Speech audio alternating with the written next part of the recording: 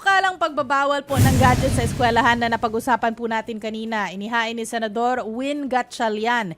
Git ng Senador, hindi na nga ito nakakatulong sa pag-aaral, nakakabawas pa raw ito ng social skills ng mga estudyante. Very true. Suportado naman ito ng grupong National Parents Teachers Association, pero ang grupong Teachers Dignity Coalition naniniwalang hindi total ban ang dapat ipatupad. Agree din. Nakakatulong naman daw kasi ang gadget sa learning experience ng mga bata.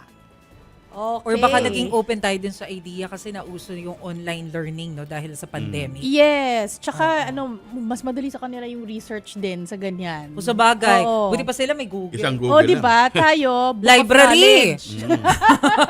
Kaya nga ang lakas nakita ng mga nagbebenta ng encyclopedia nung araw. Oo. Mag-door to door ba? Di ba? Nag-i-invest ang mga magulang natin for encyclopedia. Ako, binili ko ng encyclopedia yung mga anak ko eh. O, di ba? Ginamit ba? Oo. Talaga?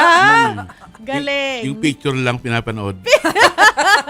Ba't pinapanood? Ay, Naalala ko yung Oo. picture, yung human anatomy. Oo. Yung parang siya, sa book of, World of Science ata yon. Oo. May parang siya, parang transparent. Oo. Tapos pag inano mo, every Plastic. Nakapato. Yes, parang para plastic. Oo. identified mo agad. Kasi nung elementary ako, wala akong ganyan eh. So, idodrawing namin sa notebook para matandaan mo yung, ito ang respiratory system. Oo. Di ba? Ito ang nervous system. Oo. yung anak kong lalaki na naging doktor, magaling yung yung kamay Yung niya. naglalaro ng Dota. Oh, magaling kamay niya eh. Kaya pag nag-drawing siya, saan yung detail? Galing. Oo. Oo. Kasi siya visual eh.